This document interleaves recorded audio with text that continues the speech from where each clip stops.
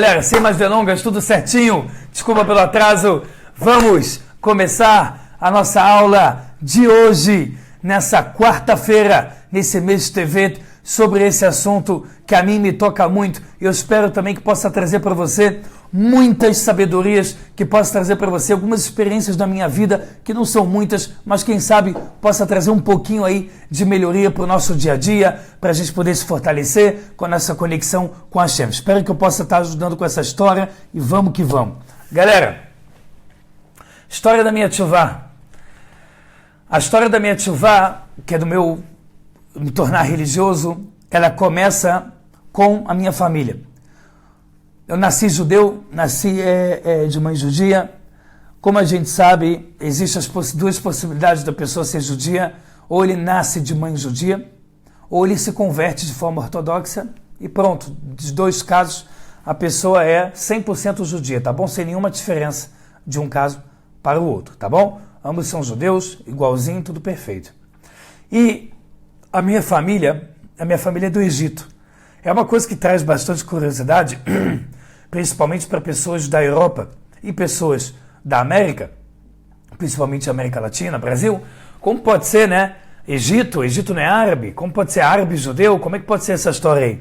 Então, pessoal, é interessante saber que grande parte do povo judeu se concentrou durante centenas de anos, para falar a verdade, milhares, em países árabes.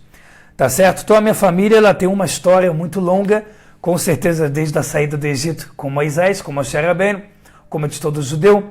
Porém, a minha família ela é oriunda do Egito, parte do Marrocos e uma parte também da Síria. E a minha família, em 57, ela foi expulsa do Egito pelo presidente Nasser. Não era um grande amigo do povo judeu, né? Um antissemita grande. E o Egito, na época, estava desde 48 não querendo permitir o que ocorreu na votação da ONU em 1947, que é a partilha, né, da Palestina, entre 10 aspas, e o povo judeu regressando, na verdade, para sua casa. O Egito nunca aceitou, sempre fez muita guerra, tá certo? E o Egito só parou um pouco de querer guerrear quando Israel devolveu o deserto do Sinai, que conseguiu ocupar, né, e conquistar em 67, que o Egito estava querendo destruir, né, o Estado de Israel. Tá bom? Então, pessoal, enfim, minha família foi expulsa e aí ficou apátrido. O que significa apátrido no seu passaporte? Significa que você não tem pátria. O Egito te largou, a minha família era rica no Egito e perdeu tudo.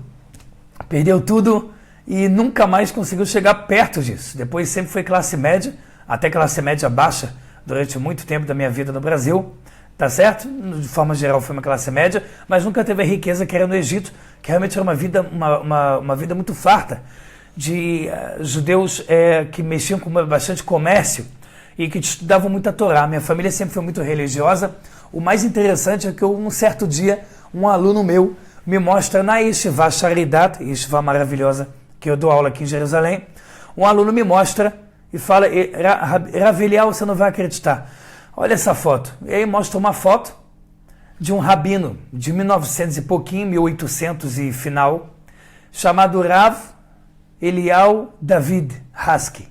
Ou seja, o mesmo nome meu e o mesmo sobrenome meu. E o rosto ainda era até parecido. E eu fiquei na hora impressionado. Fiquei impressionado quando eu vi. E aí eu perguntei para minha mãe. Minha mãe já me dizia desde pequeno. A gente tinha uma grande família de rabinos, não só rabinos como cabalistas na família. O que sempre me trouxe muito orgulho como judeu. E aí, pessoal, quando a nossa família foi expulsa do Egito, ela chegou na Itália. Na época, a Cruz Vermelha fez realmente uma mitzvah, uma atitude grandiosa de ajudar judeus que, após a Segunda Guerra Mundial e quais são as consequências que demorou, incluindo o Estado de Israel, ódio dos países islâmicos que expulsaram os judeus, né? Mais de 1 milhão de judeus foram expulsos de todos os países do Egito e dos países do Oriente Médio, e isso nunca ninguém chamou de refugiado, mas como eu dei na minha aula passada, por que o povo judeu é tão perseguido, o judeu não se chama de refugiado, ele não fica se chamando de coitado, ele não utiliza de um discurso vitimista, ele é um vencedor, ele levanta, sacode a poeira e vamos vencer na vida de novo. Por isso que o judeu não fica se chamando de refugiado, não fica pedindo mesada do Egito como ressarcimento, a gente simplesmente tenta com a vontade de Hashem e só com a permissão dele, vencer de novo. Isso é a vida, é vencer, vencer e vencer. E quando você perde, na verdade ele só vai fazer parte de uma grande vitória no futuro próximo. Então é por aí.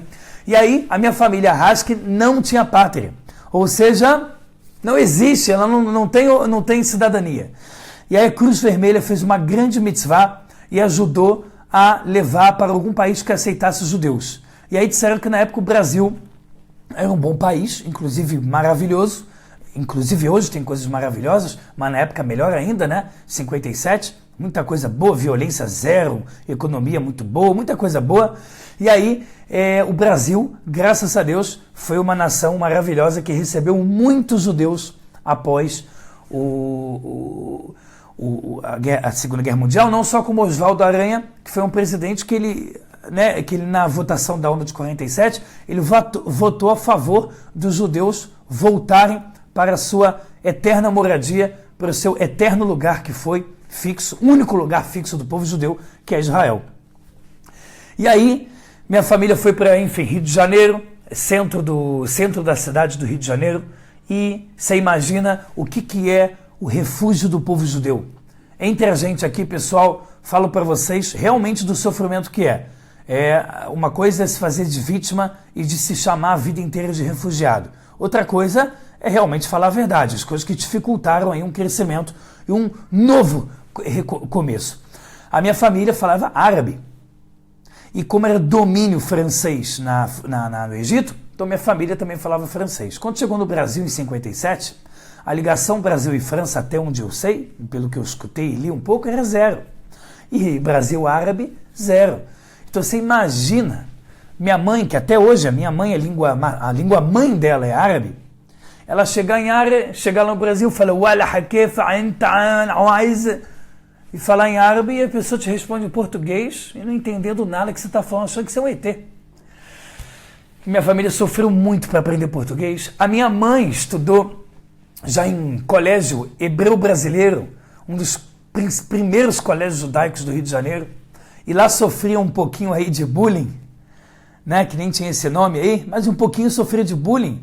Mulher fala árabe, o que ele é, judia, ele é muçulmana, que é um problema. E aí a minha família foi crescendo aqui, e aí a minha mãe, ela virou professora de línguas, para você ver como é que, ou na vida tudo é uma vitória, ou as perdas, elas se tornam em vitória. Minha mãe foi uma guerreira e ela pegou o lado dela refugiado e juntou com o quê? Com as línguas que ela aprendeu. Domínio francês, junto com o árabe, junto com o português que ela tinha aprendido, junto com o hebraico, que ela se esforçou muito no segundo grau, que na época se chamava científico, que era a especialização no que você ia querer se profissionalizar, não era igual hoje, que é ter que saber tudo, e no vestibular também você tem que estudar coisa que não tem a ver. Antigamente era algo mais centrado.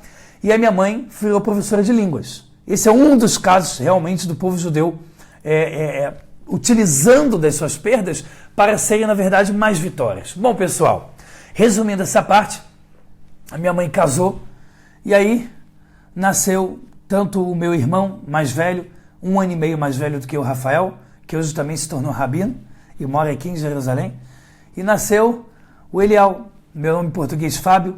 Nasci no Rio de Janeiro, na Tijuca, e lá fizemos o Brit Milá, a família já estava totalmente assimilada em sabedoria judaica. Qual que é o motivo? E a gente tem que julgar bem duas vezes aqui. Um porque eu estou julgando o meu povo, e outra porque eu estou julgando a minha mãe. Julgando bem, eu quero dizer. Então, duplamente eu julgo bem. A nossa família comia kasher, era religiosa no Egito, e quando chegou no Brasil não tinha kasher. Quase não tinha sinagoga. Não existia como se comunicar com a língua. Você não sabia onde eu vou comprar mezuzá. Que comprar mezuzá o quê? Eu não tenho o que comer. Então você realmente não tinha a possibilidade ali na época de vivenciar nada além da sobrevivência. Então a minha família, ela realmente começou a sobreviver no Brasil. Obrigado aí, Hashem, pelas mais de 200 pessoas ao vivo. Galera, que interessante que aconteceu. Eu cresci, minha mãe pediu fazer o Brit Milá, fiz o Brit Milá com 8 dias, tudo certinho. E cresci numa família um pouco assimilada nos seus ideais judaicos. porém com aquele velho e famoso orgulho de ser judeu, que é uma coisa bem forte, né, que tem no judeu, que é um pouco também contraditório às vezes, né? Ele às vezes não faz nada do judaísmo, às vezes ele não faz absolutamente nada, às vezes ele até faz coisas que o afastam mais ainda de Hashem e do seu povo, das suas tradições, mas ele sempre tem aquela coisa do orgulho de ser judeu. E aí eu cresci, e sempre cresci num colégio no Rio de Janeiro, judaico, tradicional, não era religioso, e era muito difícil querer ter qualquer conexão com a religião judaica. Por quê? Primeiro, porque eu sou um alfinete no palheiro, perto do que é o Brasil, né? Hoje em dia, com mais de 200 milhões de pessoas, habitantes no Brasil. Na época, não sei se era 190, quanto é que era, quando eu nasci, mas você é uma agulha no palheiro. E quando você vai na rua e qualquer kippá que você esqueça, na verdade, eu nunca usei kippá por religiosidade, nunca, até os 17 anos, zero religiosidade, você aprende até a ser antirreligioso. Por que antirreligioso? Porque a assimilação entre os judeus, o que é compreensível, é de ter medo de ser judeu. Porque se eu sou judeu demais, eu posso ser perseguido.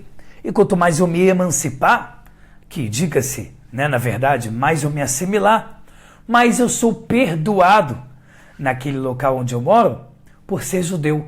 Esse é o sentimento que o judeu sempre teve. Ele é perseguido, ele é morto, ele é torturado, ele é exterminado. Então, depois que tem um novo começo, qual é a sensação do judeu? Deixa eu ficar quieto aqui, olha, eu não sou muito judeu não, nem gosto muito de Israel, não, que isso, não, nada disso aí não. Eu sou um cara totalmente eclético. E o judeu, ele sempre teve essa coisa de tentar explicar para o mundo e para si mesmo, calma, não estou tão ligado aí àquele judeu lá que você tinha raiva. Então, essa era a sensação que eu tinha. E não era uma sensação explícita. Era uma sensação que ela era totalmente indireta na minha mente. Ela era uma coisa que não estava clara para mim. Pessoal, cresci. E fui ficando cada vez menos conexão. Menos. Podia falar de Deus, de tefilim, nada. Tefilim só tinha colocado quando fiz o bar mitzvah com 13 anos.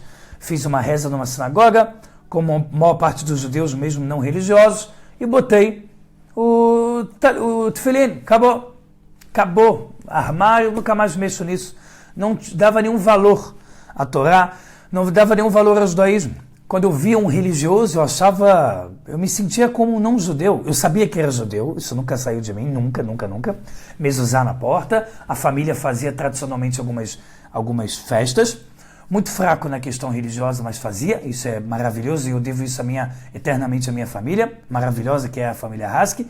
Porém, de qualquer forma, não havia nenhum sentimento. Então, se eu via uma pessoa religiosa, eu achava ele um ET. Eu achava ele que nem o Teletubbies, daquele programa do Teletubbies, que ele fica toda hora, bom dia, boa noite, cabeça grande, ET, né? O ET come, uau, o ET come pizza, ET ele sabe mexer no celular, olha, o ETzinho já aprendeu. Então era um sentimento de preconceito grande que existia também dentro da minha vivência. E aí, quando eu cheguei lá para os 15 anos, eu comecei a ter uma crise muito grande, uma crise de identidade imensa. Para vocês terem uma ideia, nunca fui esforçado na vida do colégio, nunca gostei de estudar nada. Sempre estudava somente no final do ano, que era o 4º bimestre, só para passar. Nunca gostei de estudar, nunca li um livro inteiro sem ser de Torá, por mais que eu já estudei muito sobre cultura geral, às vezes vejo todo dia 1 hora de documentários, leio artigos hoje em dia, muitos, mas nunca cheguei a ler um livro desde a minha infância sem ser de Torá, e também considerando de Torá, nunca li nenhum livro. Fazia as maiores coisas para fugir de sala de aula, para fugir de reza. Tinha uma reza, o colégio tradicional fugia da reza, tinha que botar kippá, guardava no bolso, e se alguém me encheu o saco numa aula judaica eu botava.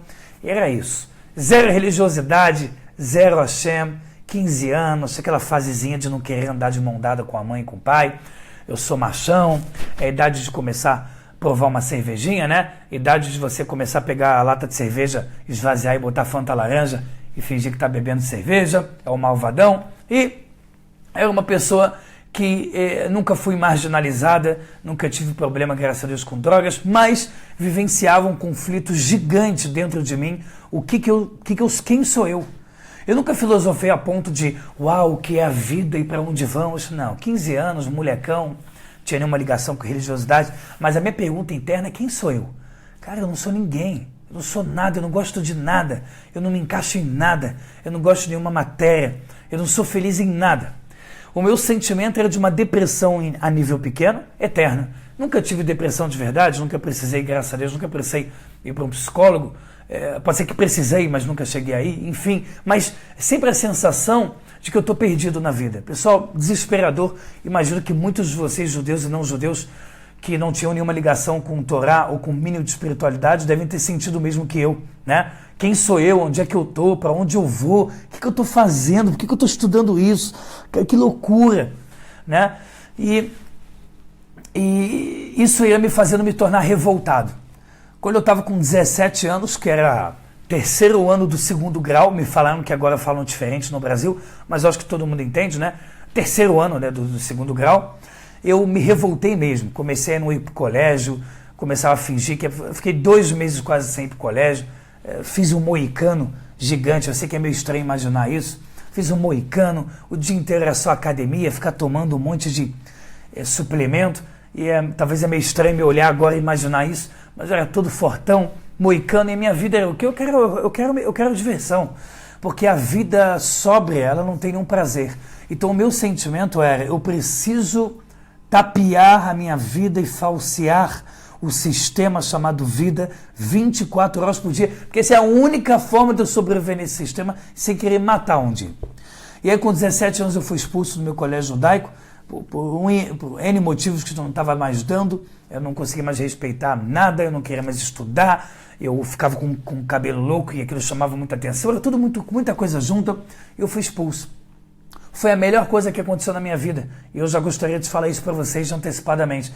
Quando eu fui expulso com 17 anos do colégio, eu não tive outra escolha, eu tive que ir por um supletivo na Tijuca, na Avenida Maracanã, que eu não quero falar o nome aqui, mas meu Deus, inferno na terra.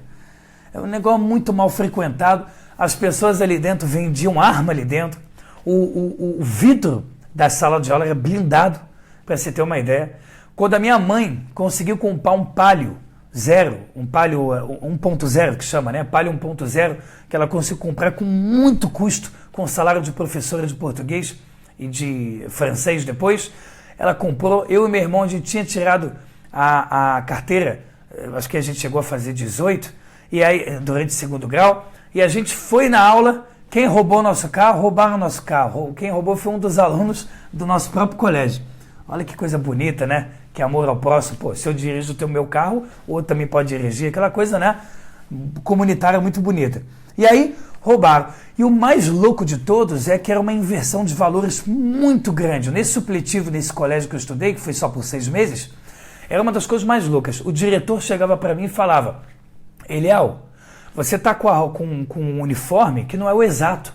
A calça tem que ser preta ou azul marinho. E atrás dele tinha gente se espancando, menina grávida de 14 anos, que era o primeiro ano de segundo grau, de 15 anos, outro vendendo arma, outro usando droga no banheiro, injetando droga. E o cara, Eliel, você pode ser expulso a qualquer momento, porque o seu azul não está na tonalidade exata dentro do curso de moda da França. Óbvio que ele não falou isso, mas ridículo, absurdo, uma inversão de valores.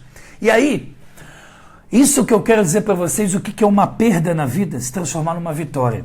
Naquele momento eu falei, caramba, esse mundo não presta para nada. Nada, esse mundo é uma droga. A vida é uma droga. Nada faz sentido. Não há motivo para você tentar vencer na vida, porque tudo vai dar errado no final das contas, você só vai ser mais uma pessoa que vai envelhecer e vai morrer.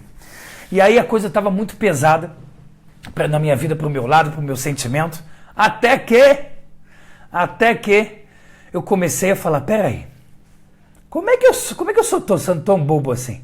Caramba, eu tenho uma origem judaica. Será que tem algum fator religioso, alguma coisa que possa me ajudar a entender um pouco o que eu estou vivendo, entender um pouco por que existe essa inversão de valores, entender o porquê que as pessoas estão tão infelizes? Será que tem? E aí eu comecei a procurar. E olha como é que o povo judeu na Torá ele é chamado de Am Kshe Oref, um povo de dura cerviz. No português, claro, um povo teimoso. Eu fui extremamente teimoso. Em vez de procurar na minha origem, na origem judaica, meu Deus, um valor intrínseco na humanidade, de ética e de moral, na desenvoltura da Constituição brasileira e na Constituição, da Constituição penal de todo o Ocidente, foi baseado na Guemará, para quem não sabe, na nossa Torá oral, baseado em tantos valores éticos e morais judaicos. E eu estava ali procurando na época artigo no computador sobre espiritismo, sobre Mahatma Gandhi, sobre Dalai Lama, sobre Hare Krishna, sobre o que você quiser.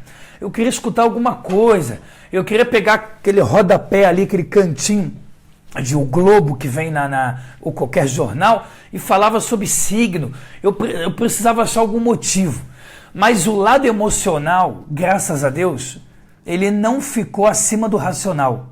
O lado emocional, ele não engoliu o meu racional, e eu sempre ficava olhando e pensando, cara, não faz sentido nenhum que eu tô lendo, é tudo baseado em tenha fé, Deus te ama, o que importa é quem você é, independente do que você seja. Faz sentido nenhum. Se eu sou um estuprador, não importa quem sou eu, o que importa? Se eu sou um assassino, não importa quem sou eu. Esse negócio de cada um segue a sua verdade, que os cambal que cada um segue a sua verdade. No Irã tem gente jogando homossexual, tem na Arábia Saudita, se a mulher é pega dirigindo, ela é morta, se é pega usando calça, ela é estuprada coletivamente, em rodízio. Então como assim cada um segue a tua verdade? Mentira também. Se cada um seguir a tua verdade, no final das contas esse mundo é um caos, cada um vai se tornar um pequeno Deus, e no final das contas, o que é um pequeno Deus? É somente uma idolatria, é uma força da negação de todo o bem que existe nesse mundo, de todo o valor, de todo o motivo da existência, do porquê que o mundo foi criado. Então tudo não tinha sentido, nada tinha sentido para mim na minha vida, nada. Obrigado aí, 295 pessoas ao vivo, obrigado Hashem. Pessoal, é uma coisa realmente que mexia muito, torturava a minha mente. Torturava. E aí, eu comecei a procurar em alguns livros judaicos. Primeiro livro que eu acho que eu li na minha vida, que eu acho que ainda vem de Sefer, se eu não me engano, Os Dias Estão Chegando, sobre os 15 sinais da Guemará. Liorinha, não pode, tá bom, neném? Só vai cair a câmera, tá? 15 sinais da Guemará sobre a vinda de Mashiach, muita filosofia e lógica sobre inversão de valores, e era tudo que eu estava buscando. Tudo que eu precisava, lógica. Eu não queria alguém fazendo carinho na minha cabecinha, dizendo vai ficar tudo bem. Eu queria alguém me dizendo a verdade. Eu queria alguém contando para mim um pouco dos mistérios do mundo, do que realmente é lógico, do que pode ser evidenciado através de ciência, arqueologia, moral, ética, filosofia, tudo. Eu queria uma verdade. E aí, eu entrei no Kiruv. Kiruv é um lugar que todo judeu que está me assistindo agora e tem um filho adolescente, ou você é adolescente, quer dizer adolescente, entre 17 a 30 anos, né? Muito mais que adolescente, adulto também, pode participar hoje em dia de um Kiruv, que é um projeto judaico-ortodoxo, da qual você recebe um incentivo, lanches gostosos, toda hora tem um workshop, chamam alguém interessante para falar, e sempre tem um estudo judaico, para que você esteja sempre conectado com a comunidade judaica. Uma coisa que vale super a pena, né? E se engajar, para a gente não perder as nossas heranças. Eu entrei no Kiruv da Tijuca, de uma sinagoga, da Tijuca, e estava ligado com o Rav Eliel Kaprov, que não sei se um dia vai saber que eu estou falando desse vídeo, mas é um rabino que iniciou toda a minha tshuvá. Eu perguntava tudo, eu enchi o saco dele, eu falava como pode ser, e quem escreveu, e quem fez, e como, cadê promessas da Torá que realmente nunca caíram, fala sobre profecias, promessas, onde que a Torá se arrisca realmente nunca caiu, aonde que a gente pode provar por ciência, arqueologia, carbono 14, que são todas as minhas aulas que hoje eu tenho no meu canal, graças a Deus, aulas sobre prova da Torá, por lógica, por filosofia, por ciência, por arqueologia, tudo que você pode encontrar à vontade no meu canal, graças a Deus. Tudo isso foi o início de um pensamento que ocorreu quando eu estava num supletivo não judaico, muito mal frequentado, e foi um pensamento que jamais terminaria. Aquele pensamento que eu tive em talvez eu vá buscar dentro da minha origem judaica um pouco de resposta, ele foi um pensamento que hoje tornou o Eliel alguém que pelo menos pelo menos tenta estudar um pouquinho de Torá. Pelo menos uma pessoa que tenta se preocupar um pouquinho em servir a Hashem. Porque a gente sempre, no agora, a gente está muito longe do que a gente pode ser no futuro. Então eu falo para vocês de verdade. Muito obrigado, Berta. Chazinho maravilhoso para deixar o estudo mais gostoso. Então, realmente, hoje, se eu me comparar com antigamente, eu posso falar que eu cresci muito. Mas se eu me comparar a meus amigos judeus, as pessoas que estão à minha volta em Israel, que é qualquer taxista, mesmo sem quepar, ele sabe às vezes da paraxá da semana como ninguém. Então, hoje em dia eu me considero só mais um judeu comum, simples até não poder mais. Mas quando eu me comparo com quem, da onde eu vim, da onde eu cresci, do que me rodeava, então hoje em dia eu me sinto um pouco vitorioso, um pouco vencedor, né, nesse quesito. Pessoal, um pensamento que nunca mais terminou. Quando eu comecei a ler sobre o judaísmo, quando eu comecei a estudar livros de Torá, e eu peguei livros do Rebbe de Lubavitch, eu pegava muito livro sobre conhecimento, sobre histórias de milagre com o Rebbe de Lubavitch, sobre frases dele, sobre cartas do Rebbe de Lubavitch, eu ficava realmente fascinado, e até hoje eu sou fascinado com isso, por mais que o meu costume é sefaradi, mais ligado à parte Kabbalah, não é Rabado, mas eu adoro Rabado, Lubavitch, e pessoal, e aí foi crescendo a minha curiosidade, foi crescendo o meu amor pelo judaísmo. Pelo judaísmo. Eu tirava, mãe, a gente era religioso no Egito? Era. Comia kasher, comia. Uma vez por mês fazia um abate e um carneiro em casa. Quer dizer, como se estivesse falando da época do povo no deserto. Quer dizer, 100 anos atrás, o povo, 50 anos atrás, o povo já era muito mais religioso. Como todo mundo sabe que está me assistindo e conhece um pouquinho da história judaica, sabe que 100 anos daqui para trás, 100 anos atrás, praticamente todo judeu era religioso. A exceção é quem não era conectado. Hoje em dia mudou drasticamente através da assimilação, reformismo, emancipação, a ideia de que você achar que uma tecnologia vai substituir para onde você vai, quer dizer, coisas nada a ver, mas que acabaram acontecendo na humanidade. Hoje em dia a humanidade tem muito menos valor, hoje em dia as pessoas têm uma moral e ética muito baixa, hoje em dia as pessoas se vendem com muito mais facilidade, não importa se é judeu ou não, estou falando agora do ser humano. Então hoje em dia a gente tem um desafio muito maior para conseguir buscar alguma coisa. E eu fiz um trato com a Hashem. Pessoal, eu fiz um trato com a Hashem. E eu realmente, sem saber, participei, tanto com o meu pensamento de querer atrás do judaísmo, junto com um trato que eu vou falar para vocês, já quero falar desde agora, que eu participei de uma garantia da Torá. A Torá diz que quando a gente abre uma porta do tamanho de um alfinete, aquela portinha que tem do alfinete para botar o fio, Hashem abre para a gente, Deus abre para a gente uma porta do tamanho de um salão, milhões de vezes maior do que o que a gente abriu. Então, hoje, eu posso falar para vocês que eu sou uma prova viva disso. Pessoal, mais de 300 pessoas ao vivo, Baruch Hashem, só aumentando, graças a Deus. Hoje eu sou uma prova viva disso. Eu cheguei e fiz um trato para Hashem. Eu lembro como eu me emocionei nesse dia, no apartamento, onde eu morava com a minha mãe na Tijuca. Eu me fechei no quarto. Eu nunca vou esquecer na minha vida desse dia que eu peguei o tefilim do armário, que estava guardado desde o Bar Mitzvah, que é 13 anos, eu estava com 17, 4 anos praticamente sem colocar nunca. E eu peguei o tefilim, eu me emocionei muito e falei, Hashem, se você realmente está comigo, se você realmente está me ouvindo, eu peço para você, porque eu não sabia direito o que era rezar para Hashem, por mais que existia um pouco da tradição da família de fazer Pessah, o que é levantar um copo de suco de uva e falar umas frases? Agora eu estou de verdade falando com Hashem, estou rezando para Hashem, então foi algo muito verdadeiro pela primeira vez na vida. E eu lembro que eu peguei o tefilim e falei, Hashem, se você está me escutando, eu peço para você, por favor, eu vou fazer por você 2 coisas. Eu vou todo dia botar o tefilim, tirando o Shabat e Yom Tov, que não pode. E eu vou todo dia botar tzedakah, tirando o Shabat e Yom Tov, que não pode. Todo dia eu vou botar uma moedinha de caridade e vou pedir pelo bem do povo judeu. Por favor, Hashem, não me abandona. Por favor, Hashem, fica comigo. Pessoal, essa reza até hoje ela grita com muita força dentro de mim, dentro da minha mente, dentro do meu coração, porque realmente essa foi a primeira vez que eu rezei de verdade para Hashem. E essa reza, ela até hoje consegue me manter em pé. Porque hoje, já 13 anos religioso, me tornei, graças a Deus, rabino, ensino há 7 anos numa yeshivá, já 8 que eu ensino desde antes da yeshivá, em movimentos juvenis, o Bnei Akiva principalmente, aulas que eu já dei, palestras diversificadas. eu cheguei a uma conclusão muito grande, que quanto mais a pessoa ela faz algo de coração, de uma forma pura, mais aquilo tem valor. Mas eu não digo isso com a obviedade que é em falar isso na teoria, eu digo isso vivendo na prática. Hoje eu rezo para Hashem, pode ser que a minha reza vale mais, porque você está religioso, você tem Shabat, você está casado, você tem 1 bilhão de vantagens. Eu moro em Israel, que facilita a tua reza ser aceita, né?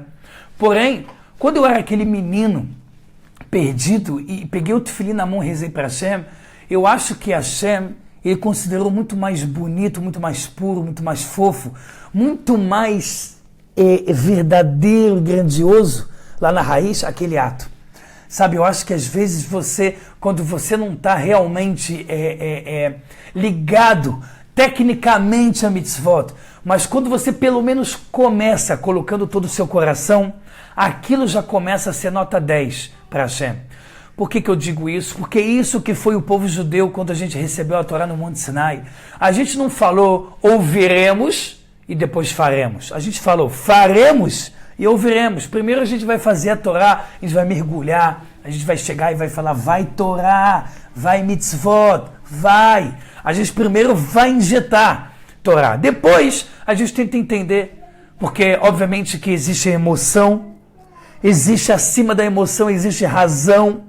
E acima da razão, existe a fé judaica. A fé judaica ela é construída, modelada, ela é galgada através da razão e da emoção, ao equilíbrio máximo dos seus raciocínios, filosofias e sabedorias judaicas.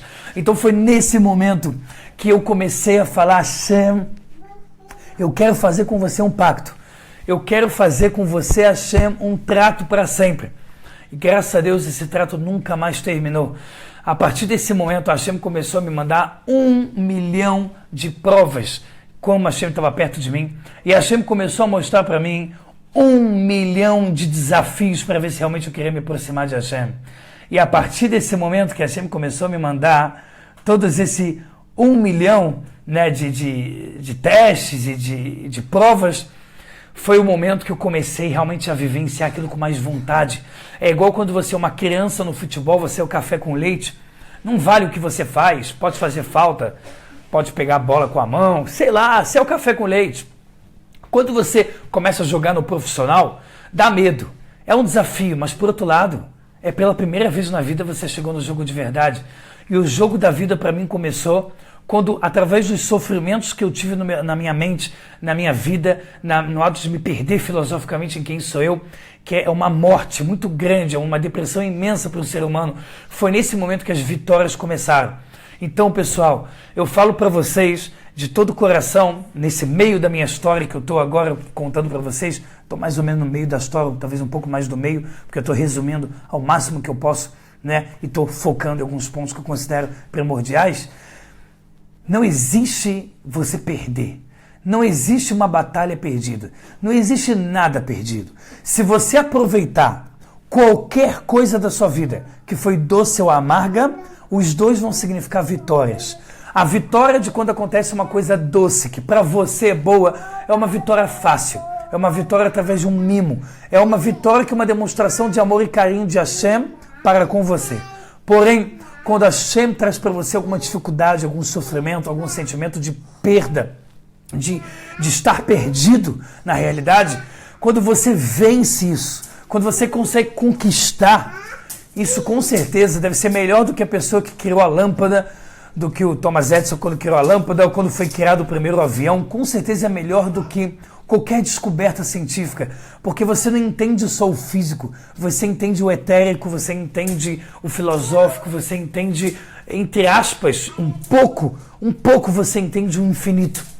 Né? Eu falo em aspas porque nós não somos infinitos para poder entender o todo, mas a gente entende o todo muitas vezes através do que a gente sabe que não é. Quanto mais a gente entende o que a gente não é, o que esse mundo não é, mais a gente entende o que o propulsor máximo chamado Deus Hashem, ele é. Quanto mais você sabe que você é limitado e finito, mais você vê quanto Deus é ilimitado e infinito, porque ele criou o tempo, ele criou o espaço, ele não está preso a regras, muito pelo contrário, ele quem cria as regras. E aí, pessoal, eu quero passar por uma parte Aproveitando fazer um Lehaim com essa mais de 300 pessoas ao vivo. Quem estiver ao vivo, fala amém. Baruch atah Adonai, Eloheinu melech haolam shekol niyavvayo. Pessoal, queria falar para vocês de uma das coisas mais interessantes que eu acho que vocês vão escutar, pelo menos do que eu posso falar de interessante da minha vida, né? Até porque quem disse que é interessante a minha vida? Mas o que importa é pegar um pouco da experiência da minha vida para a gente aumentar em Torah Mitzvot. E obviamente, como diariamente eu recebo uma média de 40 a 50 mensagens e perguntas por dia, muitas pessoas contam as suas histórias para mim. Nem sempre eu consigo ler com muita calma tudo, mas eu fico também impressionado com as histórias que as pessoas me contam. Então aqui, pessoal, não é o Elial e dizer, olha, a história do Elial, por favor, preste atenção. Eu acho que é realmente esse entretenimento e essa mistura, esse vínculo carinhoso e emocional que eu sinto com todos vocês, com todas as mensagens que eu leio uma por uma quando acaba a aula, tanto no bate-papo do YouTube, tudo que você escreve, eu vou ler, tudo. Pode ser que, por acaso, alguma eu perdi. Tudo eu leio, porque eu acho que esse vínculo maravilhoso de experiência de vida entre as pessoas, ele é o que fortalece a gente, essa união entre as pessoas do bem, que querem fazer a coisa boa. Essa é a melhor coisa do mundo. Então toda história, ela é brilhante, simplesmente por ser a história de alguém que está vencendo na vida, principalmente vencendo no sentido espiritual, que é se conectar com a Hashem, que é descobrir o seu objetivo na vida, que é saber lidar com os desafios de forma melhor.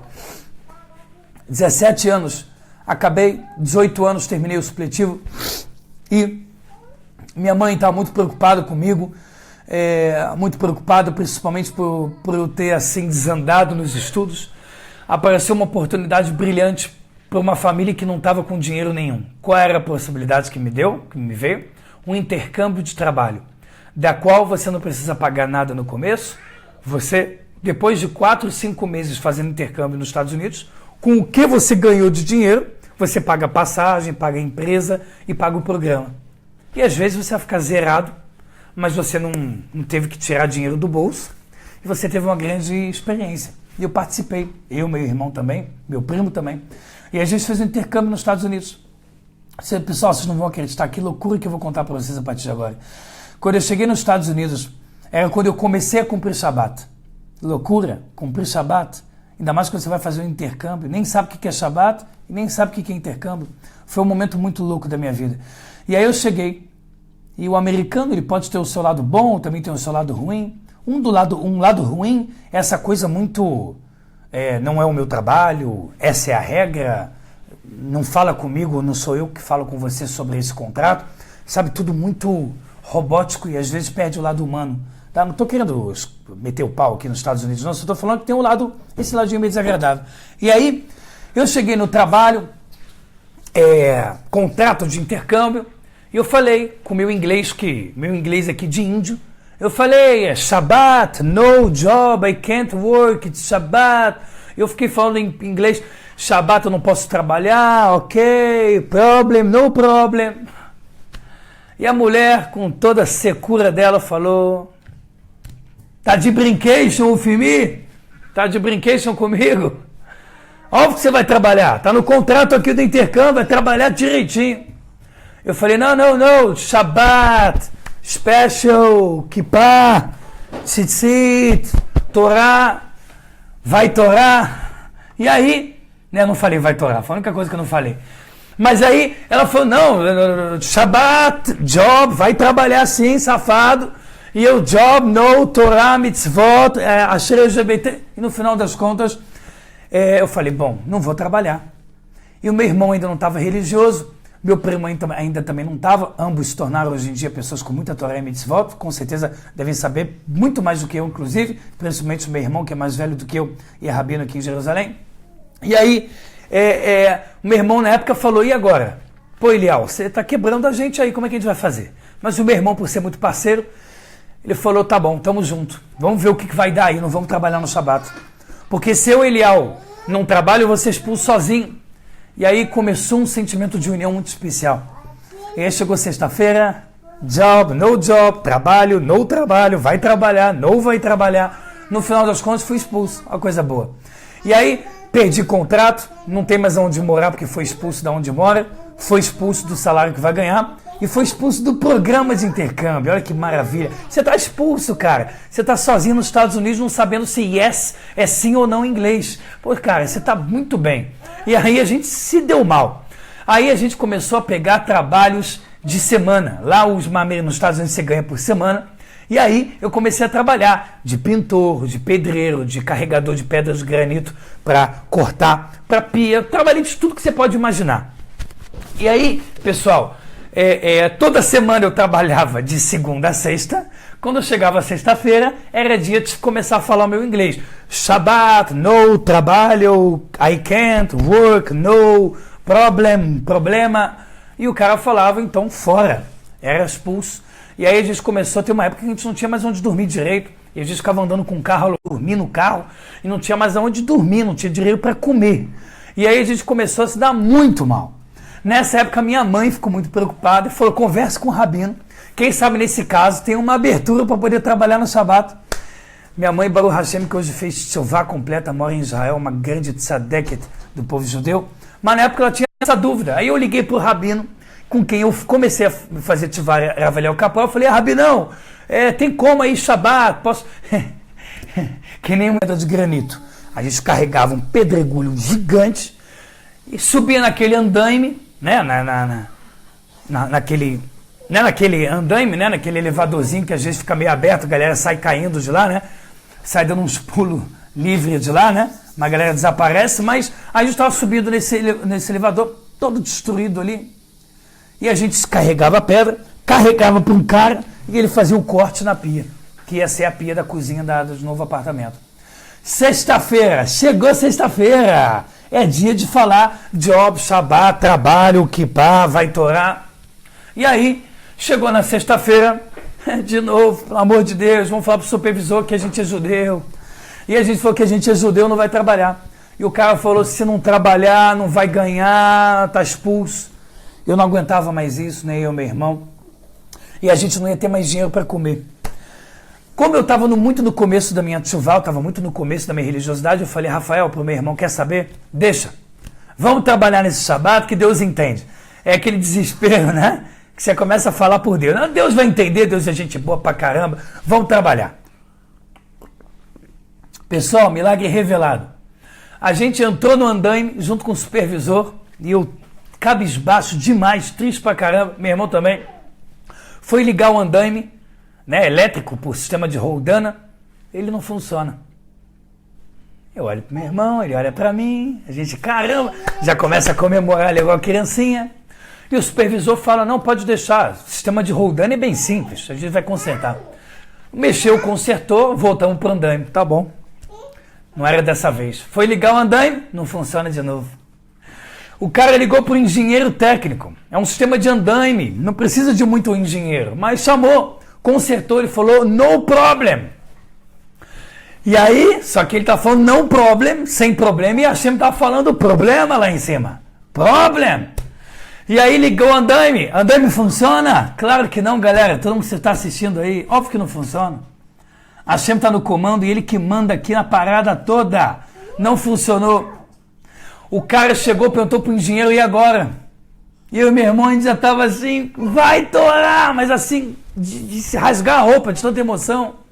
E aí chegou o engenheiro e respondeu, eu tenho que ir embora e eu só posso voltar amanhã, que era sábado. E o supervisor falou, que horas? Foi 8 da noite. Ele só podia voltar a trabalhar de acordo com o acordo que eles tinham quando acabava o Shabat no dia seguinte. E já tinha começado o Shabat, a gente deixou as coisas no trabalho, foi sem nada. Eu fui andando pela estrada dos Estados Unidos, porque lá é tudo estrada, tentando achar uma sinagoga. A gente não precisou quebrar o Shabat. Só que o mais impressionante de todos foi que quando a gente viu que não ia trabalhar, ainda dentro do elevadorzinho do andaime, teve um não judeu lá, que devia ser um anjo, que ele chegou e falou para o supervisor, olha isso, ele falou para o supervisor assim, viu só? Foi se meter com Deus dos judeus, se deu mal, foi expulso também. E aí, nas contas, o cara ficou com raiva de mim, do meu irmão, foi expulso também, o meu irmão, o não-judeu que defendeu a gente, falou, não se mete com Deus, foi expulso também. E a gente foi andando pela estrada, procurando uma sinagoga. Até que a gente vê uma sinagoga, um negócio gigante, Estados Unidos, um negócio monstruoso, a gente falou, vamos entrar. A gente entrou, rezinha lá do Shabat, e aí do nada eu vejo uma mulher subindo, um cara subindo, parece ali o X Factor, parece ali como é que se chama naquele negócio? American Talent, parece aquele negócio de canto, para ver quem vai cantar mais bonito. E aí, nessa hora, eu falei, pô, esse aqui tá parecendo reformista, caramba. E eu sempre fui judeu não religioso, mas, pô, reformismo também não, pô. Vai ser budista, vai ser macumbeiro, mas reformista também é covardia já, né? E aí, eu não queria. Fui descer para onde ia ter comida, porque a gente estava desesperado de fome, e tinha camarão com rabino de kippah tzitzit, camarão, porco, um rabino ali realmente corajoso, né? Kippah tzitzit comendo camarão. Eu falei pro Rafael, vamos embora daqui. Só que era Shabat e a gente estava perdido em Miami, não sabia para onde tinha que ir. Que é onde era a nossa casa lá, onde estava já com os últimos dias. Pessoal, a gente chegou, falou, como é que a gente vai voltar? A gente está perdido. Um frio de noite. A gente falou, o sentimento, a gente está frito, a gente não tem telefone, vai ficar perdido. A gente vai ficar que nem mendigo aqui, acabou pra gente. Nessa hora a gente viu um carro de polícia.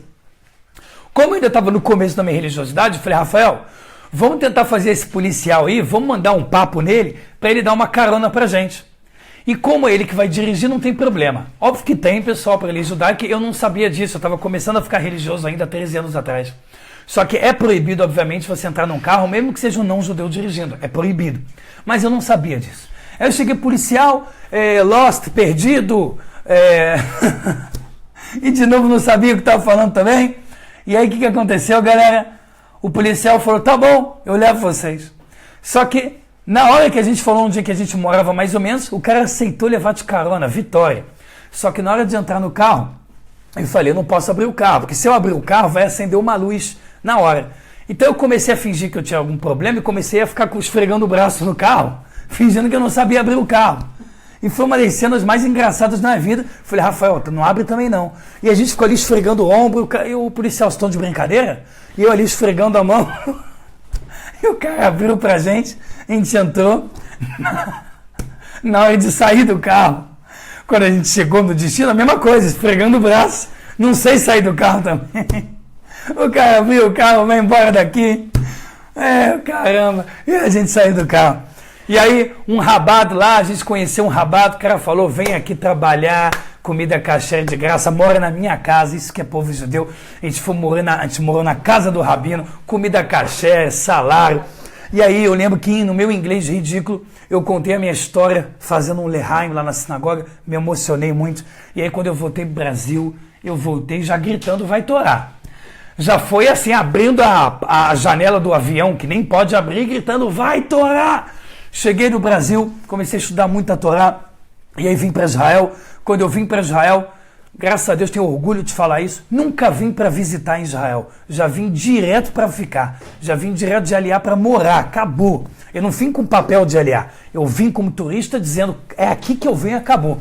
Estudei muita Torá na Yeshivat HaKotel, uma Yeshivat que também tem brasileiros em frente ao Kotel, maravilhosa, fiquei lá 2 anos e pouco. E aí depois fui para Mitzpei Rock, que é uma Yeshiva já Sfaradi, com um pouco de toque de Kabbalah, e fiquei lá 1 ano e meio. Depois eu estudei em Telston, que é um lugar mais letaí, mais ashkenazi, lituânico, mas foi muito importante para o meu crescimento, gostei muito também, fiquei mais de 1 ano. E aí eu casei. E aí, pessoal, nesse final da aula eu quero contar o maior milagre da minha vida. Por quê?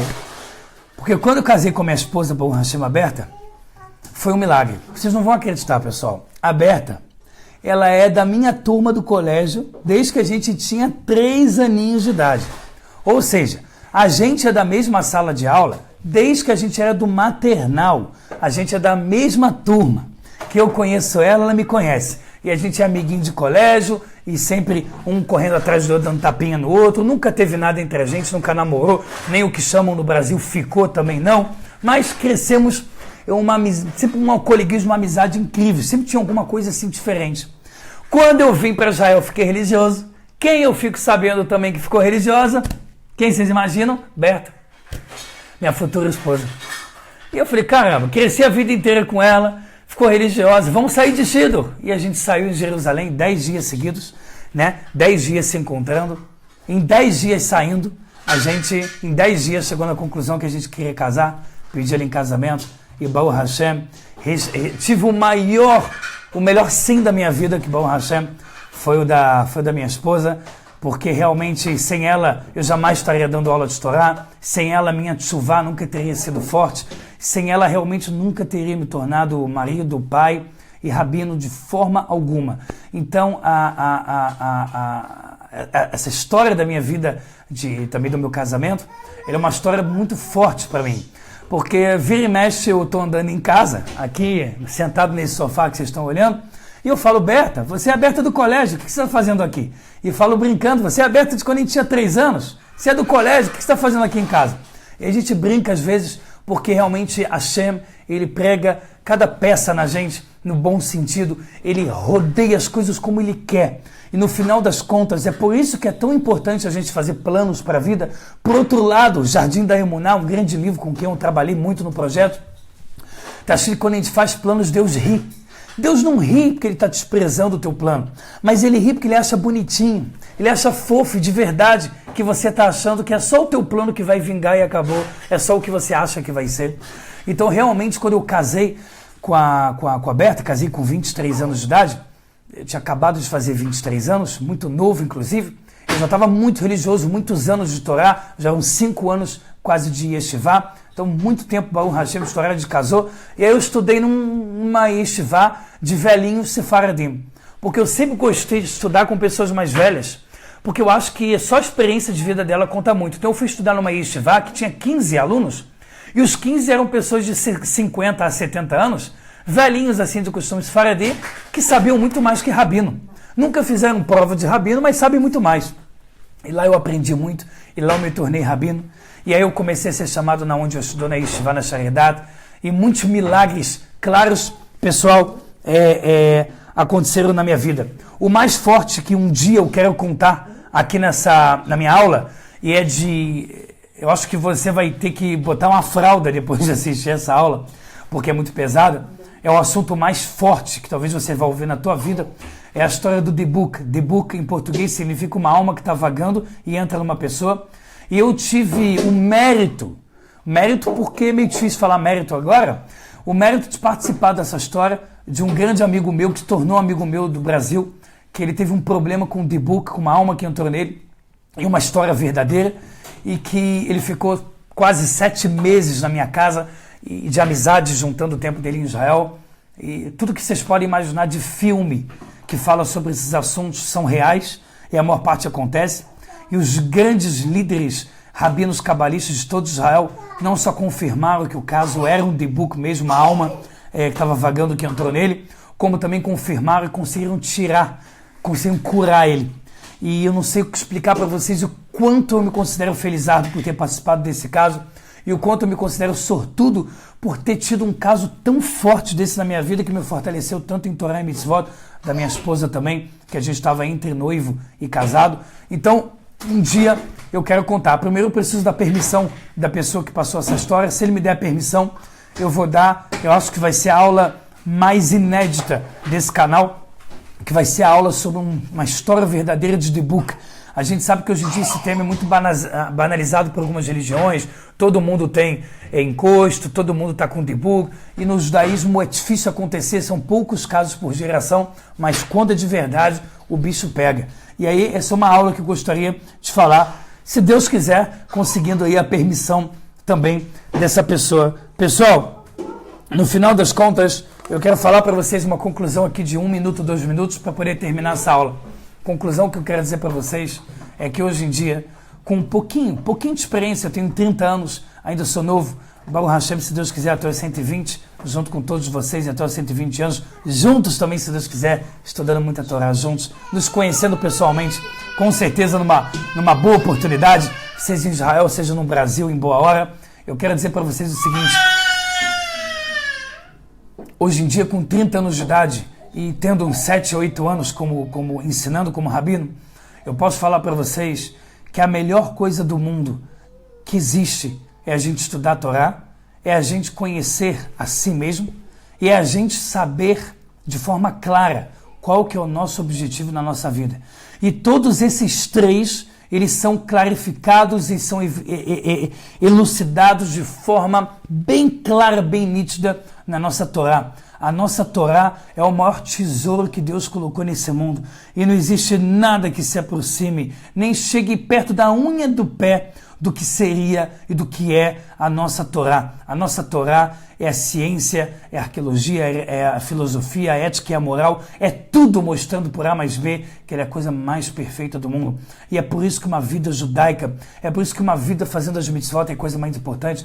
Por isso que você que está assistindo, o judeu que está me assistindo, primeiramente falo para você, se fortalece em Torá e Mitzvot, se aproxima das tuas origens judaicas, não deixa para você esperar ficar velho, para você um dia ficar doente à beira da morte, e aí não adiantar mais nada, e aí você não tem mais como realmente aproveitar o tempo de vida. É verdade que o Maimônides diz que mesmo no último instante de vida a gente pode se arrepender, mas para que ser desse jeito, se a gente pode fazer uma vida inteira se tornar uma vitória, cada momento da nossa vida, cada momento do nosso presente se tornar uma mitzvah, se tornar um ato de bondade, um ato de humildade, amor ao próximo, amor verdadeiro, nunca falar mal dos outros, nunca ficar entrando em ódio gratuito, nunca ficar entrando em guerra, somente em amor e paz.